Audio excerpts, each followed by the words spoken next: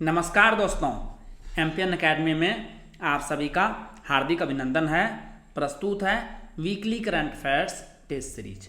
दोस्तों, इस वीडियो में हम लोग 24 से 31 अगस्त 2025 तक के समसामयिक घटनाक्रम पर आधारित 30 अति महत्वपूर्ण मल्टीपल चॉइस क्वेश्चंस को व्याख्या के साथ हल करेंगे। पहला प्रश्न है, एकीकृत वायु रक्षा हथियार प्रणाली में कौन सा घटक शामिल नहीं है? Which component is not included in the integrated air defense weapon system? The right answer is option number B. अग्नि 5 नहीं है, बाकी ये तीनों है। यह एक उन्नत स्वदेशी बहुस्तरीय वायु रक्षा प्रणाली है। डीआरडीओ ने मिशन सुदर्शन चक्र के अंतर्गत इसका पहला उड़ान परीक्षण 23 अगस्त को चांदीपुर ओडिशा में एकीकृत परीक्षण रेंज पर सफलतापूर्वक पूरा किया। 79वें स्वतंत्रता दिवस पर घोषित यह एक राष्ट्रीय सुरक्षा पहल है जिसका उद्देश्य महत्वपूर्ण नागरिक और रक्षा बुनियादी ढांचे की रक्षा के लिए वर्ष 2035 तक स्वदेशी आयरन डोम जैसी वायु रक्षा प्रणाली विकसित करना है। पलमायरा पाम ट्री की कौन सी विशेषता मानव हाथी संघर्ष को कम करती है? Which feature of the palmyra palm tree reduces human elephant conflict? The right answer is option number A. इसके फल जिसे ताड़ कहते हैं जुलाई अगस्त में पकते हैं और कम पैदावार के दौरान हाथियों द्वारा भोजन के रूप में ग्रहण कर लिया जाता है जिससे मानव हाथी संघर्ष कम होता है। न्यूज़ में भी क्यों है? ओडिशा ने पारिस्थितिकीय और सामाजिक लाभों के कारण पलमायरा ट्री यानी ताड़ के पेड़ों की कटाई पर प्रतिबंध लगा दिया है। यह दक्षिण और दक्षिण पूर्व एशिया में पाया जाता है। यह मुख्यतः भारत में ओडिशा, आंध्र प्रदेश, पश्चिम बंगाल और तमिलनाडु में पाया जाता है। यह अत्यधिक सूखा प्रतिरोधी है तथा तमिलनाडु के राज्य वृक्ष के रूप में मान्यता प्राप्त है। सरबानियस द्वीप किस देश में स्थित है? In which country is Sir Bani Yas island located? The right answer is option number C, संयुक्त अरब अमीरात यूएई। यह द्वीप यूएई के अबू धाबी के अल दाफड़ा क्षेत्र में स्थित है। यह यूएई का सबसे बड़ा प्राकृतिक द्वीप है और अरेबियन वाइल्ड लाइफ पार्क के रूप में प्रसिद्ध है। अभी न्यूज़ में क्यों है? इस द्वीप पर स्थित प्राचीन स्थल से 1400 वर्ष पुराना एक ईसाई क्रॉस यानी सलीब प्राप्त हुआ है। इराक और कुवैत में ऐतिहासिक चर्च ऑफ द ईस्ट से जुड़ी हुई ऐसी ही कलाकृतियां खाड़ी क्षेत्र में सांस्कृतिक सद्भाव की विरासत की ओर संकेत देती है। विट्ठल भाई पटेल ने किस वर्ष कांग्रेस को छोड़कर स्वराज पार्टी की स्थापना की थी? In which year did Vithalbhai Patel leave the Congress and founded the Swaraj party? The right answer is option number B, 1922। Vithalbhai Patel Sardar Vallabh भाई पटेल के बड़े भाई थे। चौड़ा चौड़ी घटना और असहयोग आंदोलन के स्थगन के बाद 1922 में इन्होंने CR दास और मोतीलाल नेहरू के साथ स्वराज पार्टी बनाई। न्यूज़ में भी क्यों है? 24 अगस्त 2025 को दिल्ली विधानसभा द्वारा अखिल भारतीय अध्यक्ष सम्मेलन आयोजित किया गया जिसमें अमित शाह ने उद्घाटन किया। 1923 के चुनाव में केंद्रीय विधानसभा सदस्य चुने जाने के बाद 1925 में ये इनके पहले भारतीय अध्यक्ष बने थे जो 1930 तक रहे।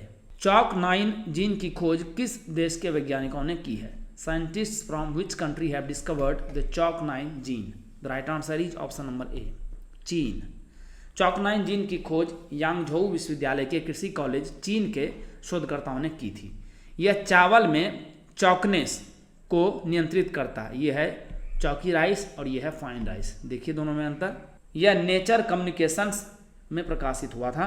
यह विशेषता दानों को अपारदर्शी और भंगुर बनाती है जिससे मिलिंग प्रक्रिया के दौरान टूटने की संभावना बढ़ जाती है और उपज तथा वाणिज्यिक मूल्य दोनों कम हो जाते हैं। खोज से चावल की गुणवत्ता सुधारने के लिए प्रजनन कार्यक्रमों में मदद मिलेगी।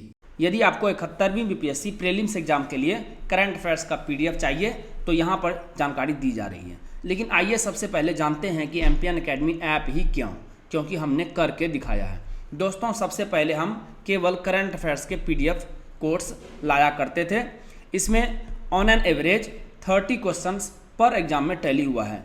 उसके बाद हमने अगले फेज में diamond static GK test series launch किया और टैली प्रश्नों की संख्या लगभग कितनी हो गई है, 46।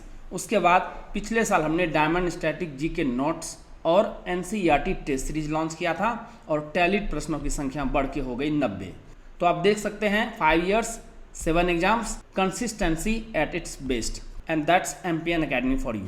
इस बार हमने टैली का टारगेट रखा है 120, क्योंकि इस बार एक नया कोर्स लॉन्च हुआ है चैप्टर वाइज एमसीक्यूज, साथ में बीपीएससी पीवाईक्यूज। साल भर के करंट अफेयर्स को आप सिस्टमेटिक तरीके से केवल 18 घंटे में रिवाइज कर सकते हैं। कैसे? वीकली करंट एमसीक्यूज, इसमें आपको नेशनल और इंटरनेशनल का 50 पीडीएफ मिलेगा। एक पीडीएफ को रिवाइज करने में 6 मिनट का समय लगेगा, तो कुल 5 घंटे में इसे आप रिवाइज कर पाएंगे।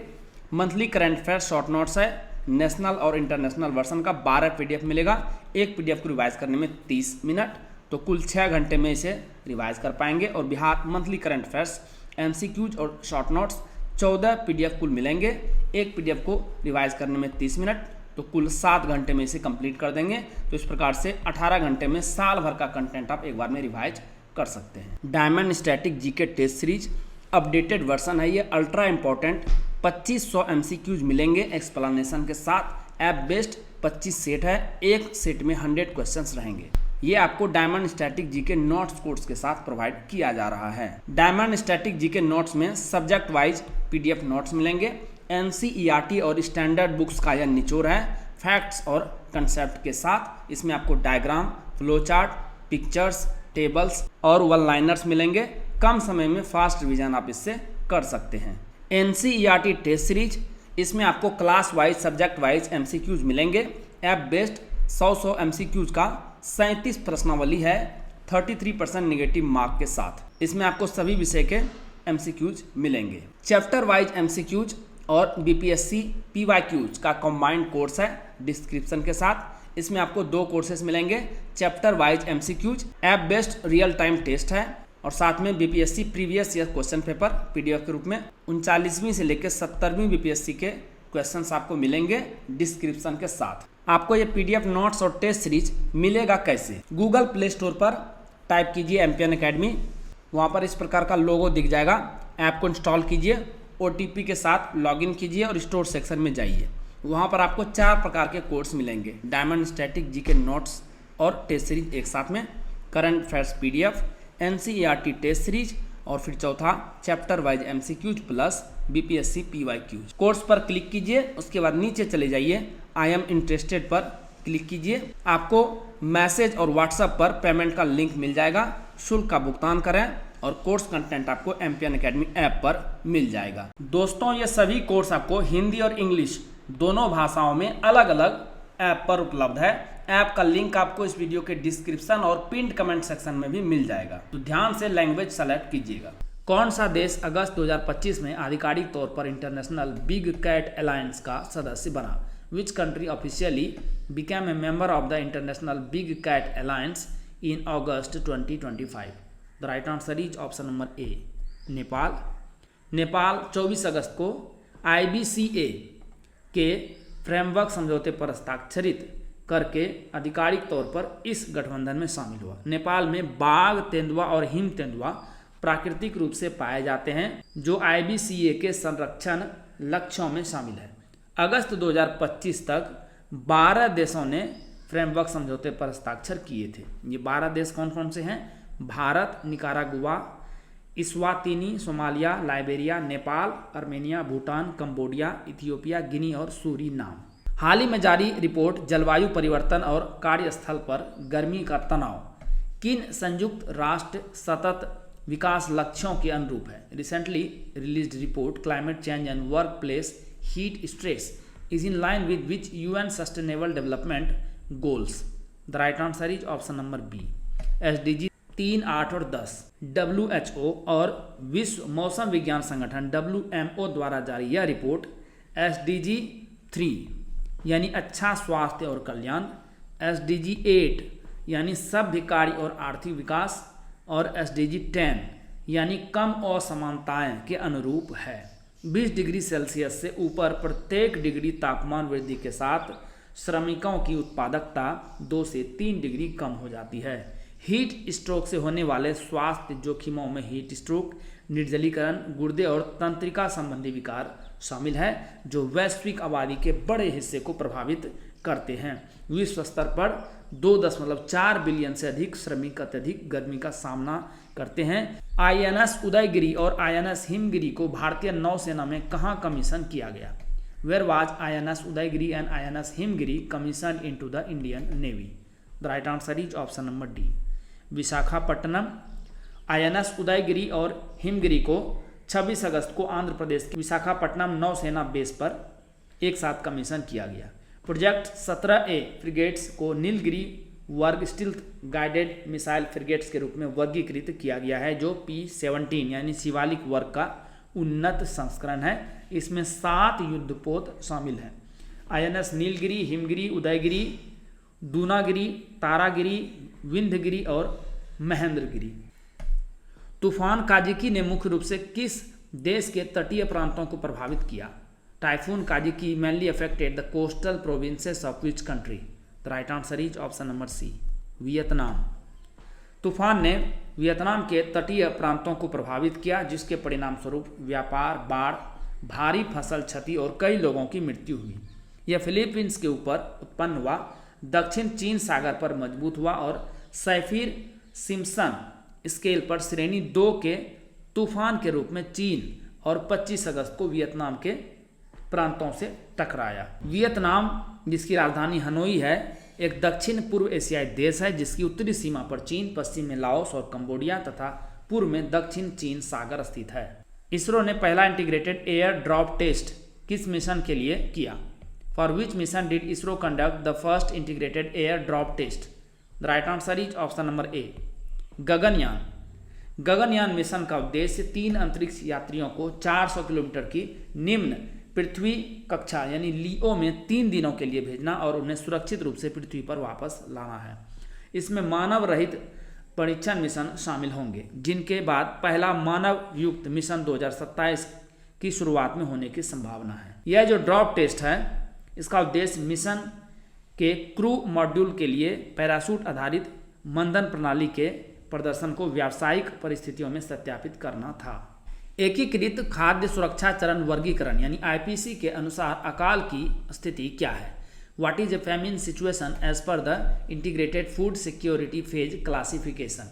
The right answer is option number D, जब कम से कम 20% परिवार गंभीर खाद्य असुरक्षा से प्रभावित हो। IPC फेज 5 तीव्र खाद्य असुरक्षा का सबसे उच्च चरण है जो भूखमरी, तीव्र कुपोषण और मृत्यु की गंभीर स्थिति को दर्शाता है।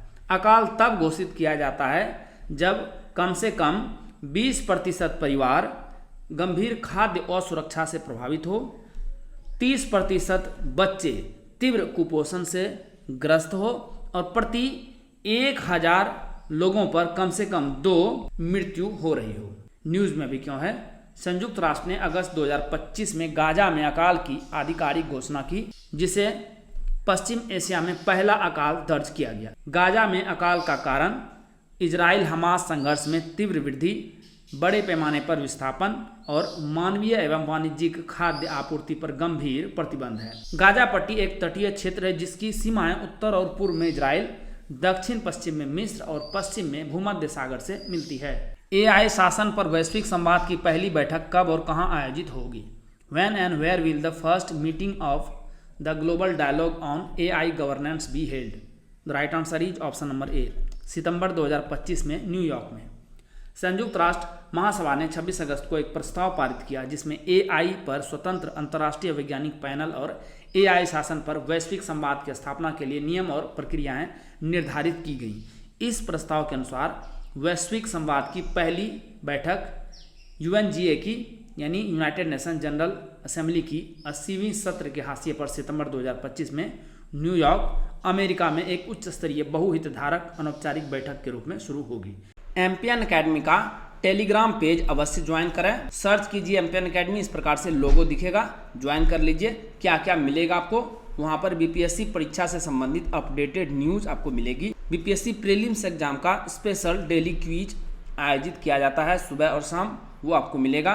टेस्ट सीरीज जो ऐप पोर्टल पर है उसका शेड्यूल मिलेगा और एम्पियन अकेडमी ऐप कोर्सेस और यूट्यूब वीडियो के अपडेट्स भी आपको यहाँ पर मिल जाएंगे। तो इस पेज को अवश्य ही ज्वाइन कीजिए। समुद्रयान परियोजना की तैयारियों के तहत 2 भारतीय एक्वानाइट्स ने किस पनडुब्बी में सवार होकर गोता लगाया? In which submarine did 2 Indian aquanauts dive as part of the preparations for the Samudrayaan project? The right answer is option number C, Nautile. Aquanauts are Ramesh और सेवानिवृत्त नौसेना कमांडर जतिंदर पाल सिंह ने फ्रांसीसी पनडुब्बी नौटाइल में सवार होकर उत्तरी अटलांटिक महासागर में गोता लगाया। इन्होंने 4000 मीटर और 5000 मीटर क्रमशः गोता लगाया। यह गोता समुद्रयान परियोजना की तैयारी का हिस्सा था, जो डीप ओशन मिशन का हिस्सा है। इसका उद्देश्य 2027 तक 3 व्यक्तियों को 6000 मीटर गहराई तक भेजना है और यह भारत को गहरे समुद्र अन्वेषण में सक्षम देशों की सूची में शामिल करेगा। Chief of defence staff CDS ने हाल ही में कितने संयुक्त सिद्धांत जारी किए हैं? How many joint doctrines have been issued recently by the chief of defence staff? The right answer is option number B, 3। Chief of defence staff general Anil Chauhan ने सशस्त्र बलों के लिए 3 संयुक्त सिद्धांत जारी किए, जो विशेष बल संचालन, हवाई और हेलीबॉर्न परिचालन और बहुक्षेत्रीय संचालन (MDO) को कवर करते हैं। ये सिद्धांत भूमि, समुद्र, वायु, अंतरिक्ष और साइबर डोमेन में एकीकरण, अंतर संचालन और परिचालन प्रभावशीलता को बढ़ाने पर केंद्रित है। प्रोजेक्ट आरोहण किसके द्वारा शुरू किया गया है? Project Aarohan has been started by, the right answer is option number D, भारतीय राष्ट्रीय राजमार्ग प्राधिकरण NHAI। प्रोजेक्ट आरोहण NHAI द्वारा वर्टिस इंफ्रास्ट्रक्चर ट्रस्ट के साझेदारी में शुरू किया गया है। यह टोल प्लाजा कर्मचारियों के बच्चों की शिक्षा में सहायता के लिए एक छात्रवृत्ति और मार्गदर्शन पहल है। इसका उद्देश्य आर्थिक रूप से कमजोर वर्गों के बच्चों को वित्तीय सहायता और मार्गदर्शन प्रदान करके गुणवत्तापूर्ण शिक्षा पर समान पहुंच सुनिश्चित करना है। अभ्यास मैत्री का 14वां संस्करण कहाँ आयोजित किया जा रहा है? Where is the 14th edition of exercise Maitri being held? The right answer is option number A, Umroi. अभ्यास मैत्री का 14वां संस्करण 1 से 14 सितंबर 2025 तक भारत के मेघालय के उमरोई में आयोजित किया जा रहा है। यह अभ्यास 5 वर्षों के बाद भारत में वापस लौट रहा है, जो दोनों देशों के बीच सैन्य सहयोग को मजबूत करता है। पिछला संस्करण 13वां संस्करण 2024 में थाईलैंड के टाक प्रांत में आयोजित किया गया था और इसके पहले के संस्करणों में वैकल्पिक रूप से दोनों देशों में होता रहा है। भारत थाईलैंड के बीच वार्षिक संयुक्त सैन्य अभ्यास मैत्री 2006 में शुरू हुआ था। मतुआ समुदाय की स्थापना किसने की और इसका मुख्य उद्देश्य क्या था? Who founded the Matua community and what was its main objective? The right answer is option number C. इनकी स्थापना की थी हरिचंद ठाकुर ने और इसका उद्देश्य था जातिगत भेदभाव के खिलाफ। मतुआ समुदाय की स्थापना 1860 के दशक में हरिचंद ठाकुर ने की थी, जो एक धार्मिक सुधार आंदोलन था और मुख्य रूप से जातिगत भेदभाव के खिलाफ था। यह समुदाय हिंदू संप्रदाय का एक हाशिए पर पड़ा हिस्सा है, जिसकी जड़ें 19वीं सदी में है और यह मुख्य रूप से बंगाल क्षेत्र यानी पश्चिम बंगाल और बांग्लादेश में पाया जाता है। अभी न्यूज में क्यों आया है? एक सामाजिक संगठन ने पश्चिम बंगाल में मतदाता सूची के प्रस्तावित विशेष गहन पुनरीक्षण यानी SIR जो बिहार में अभी चल रहा है के खिलाफ उत्तर 24 परगना के हावड़ा में लगभग 1000 मतुआ समुदाय के सदस्यों ने एक साथ मार्च का आयोजन किया। INS कदमत किस प्रोजेक्ट के तहत निर्मित है और यह किस प्रकार का पोत है? INS Kadmat is built under which project and what type of ship is it? The right answer is option number D. Project 28 के तहत स्वदेशी स्टील्थ एंटी सबमरीन युद्धक पोत है। यह INS कदमत प्रोजेक्ट 28 जो कि कमोटा क्लास के तहत निर्मित एक स्वदेशी स्टील्थ एंटी सबमरीन युद्धक कॉर्वेट है। यह garden rich ship builders and engineers Kolkata द्वारा निर्मित 4 ऐसे पोतों में से दूसरा है जो पनडुब्बी रोधी पर केंद्रित है। न्यूज में अभी क्यों है? INS कदमत ने 19 से 22 अगस्त तक इंडोनेशिया के सुरबाया में 3 दिवसीय बंदरगाह प्रवास पूरा किया। इस दौरान भारतीय नौसेना के चालक दल और इंडोनेशियाई नौसेना के कर्मियों ने पेशेवर आदान प्रदान, चर्चाएं, खेल और सांस्कृतिक गतिविधियां आयोजित की। आरोग्य सेतु अभ्यास कहां आयोजित किया गया? Where was the Arogya Setu exercise conducted? The right answer is option number D, Dumduma. यह अभ्यास भारतीय सेना द्वारा असम के तिनसुकिया जिले के रूपई डुमडुमा में आयोजित किया गया। यह क्षेत्र का पहला नागरिक सैन्य चिकित्सा संलयन अभ्यास था जो 23 अगस्त को हुआ और सेना तथा नागरिक चिकित्सा दलों के बीच सहयोग को मजबूत करने पर केंद्रित था। अभ्यास का मुख्य उद्देश्य आपदाओं और युद्ध जैसी स्थितियों के दौरान सेना तथा नागरिक चिकित्सा दलों की संयुक्त प्रतिक्रिया पर केंद्रित था। उत्तरी सीमांत रेलवे अस्पताल तिनसुकिया के एक डॉक्टर ने बड़े पैमाने पर हताहतों को निकालने के लिए ट्रेन एम्बुलेंस की अवधारणा प्रस्तुत की। डे मिनिमस टैक्स छूट क्या थी जिसे अमेरिका ने 29 अगस्त 2025 को वापस लिया? What was the de minimis tax which the US withdrew on August 29, 2025? The right answer is option number D. प्रति व्यक्ति प्रतिदिन $800 तक की शिपमेंट पर शुल्क मुक्त प्रवेश। यह टैक्स एक सदी पुराना अमेरिकी नियम था जो प्रति व्यक्ति प्रतिदिन $800 तक की शिपमेंट को बिना शुल्क या न्यूनतम सीमा शुल्क दस्तावेजों के अमेरिका में प्रवेश की अनुमति देता था।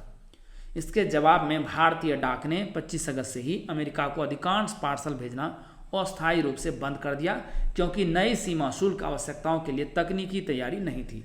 हालांकि $100 तक के पत्र, दस्तावेज और उपहारों को छूट दी गई है। नंजनगुड रसाबेले केला मुख्य रूप से किस राज्य से संबंधित है? Nanjangud Rasabale banana is mainly associated with which state? The right answer is option number B, Karnataka. यह केला कर्नाटक के मैसूर जिले के नंजनगुड क्षेत्र से संबंधित है। यह अपनी अनूठी मिठास, स्वाद और गूदे के लिए प्रसिद्ध है और कर्नाटक की सांस्कृतिक और कृषि विरासत का हिस्सा है। इसे 2005-06 में जीआई टैग प्रदान किया गया था। अभी न्यूज में क्यों है?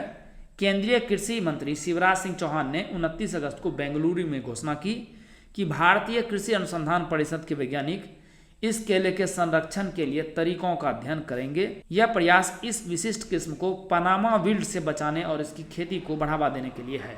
अभ्यास अचूक प्रहार 2025 का आयोजन कहाँ किया गया? Where was exercise Achook Prahar 2025 organised? The right answer is option number D, Arunachal Pradesh. यह अभ्यास भारतीय सेना की स्पीयर कोर और भारतीय तिब्बत सीमा पुलिस द्वारा मध्य अरुणाचल प्रदेश में 25 से 28 अगस्त तक आयोजित किया गया। यह अभ्यास उच्च ऊंचाई वाले युद्ध क्षेत्र में संयुक्त परिचालन तैयारियों को प्रमाणित करने के लिए किया गया था। आईटीबीपी की स्थापना 1962 में भारतीय चीन युद्ध के बाद हुई थी। यह गृह मंत्रालय के अधीन कार्य करता है और 3488 किलोमीटर लंबी सीमा पर 18,750 फीट तक की ऊंचाइयों पर 197 चौकियों के माध्यम से निगरानी करता है। भारत के अनन्य आर्थिक क्षेत्र यानी EEZ का क्षेत्रफल कितना है? What is the area of India's exclusive economic zone? The right answer is option number C, 2.02 million वर्ग किलोमीटर। मत्स्य मंत्रालय के अनुसार भारत का EEZ 2.02 मिलियन वर्ग किलोमीटर में फैला हुआ है, जिसमें अनुमानित वार्षिक मत्स्य पालन क्षमता 5.3 मिलियन मीट्रिक टन है। यह क्षमता समुद्री संसाधनों, विशेष रूप से टूना और टूना जैसी प्रजातियों के दोहन के लिए महत्वपूर्ण है। प्रधानमंत्री नरेंद्र मोदी को उनकी जापान यात्रा के दौरान दारुमा गुड़िया किसने भेंट की? Who gifted Daruma doll to prime minister Narendra Modi during his Japan visit? The right answer is option number D, Rev Seishi Hirose. 29 अगस्त को पीएम मोदी को टोक्यो में इनकी जापान यात्रा के दौरान सोरिंजान दारुमा जी मंदिर के मुख्य पुजारी रेवसेसी हिरोसे ने दारुमा गुड़िया भेंट की। यह गुड़िया जापानी संस्कृति में सौभाग्य और दृढ़ता का प्रतीक है और भारत जापान के गहरे सांस्कृतिक संबंधों को दर्शाती है। दारुमा गुड़िया का डिजाइन तमिलनाडु के कांचीपुरम से आए बौद्ध भिक्षु बोधि धर्म, जापान में से दारुमा देसी के नाम से जाने जाते हैं, पर आधारित है, जिन्होंने 5वीं शताब्दी में जैन बौद्ध धर्म की स्थापना की। पीएम मोदी की जापान यात्रा, जो कि 29 से 30 अगस्त तक हुआ था, का मुख्य उद्देश्य 15वें भारत जापान वार्षिक शिखर सम्मेलन में भाग लेना था।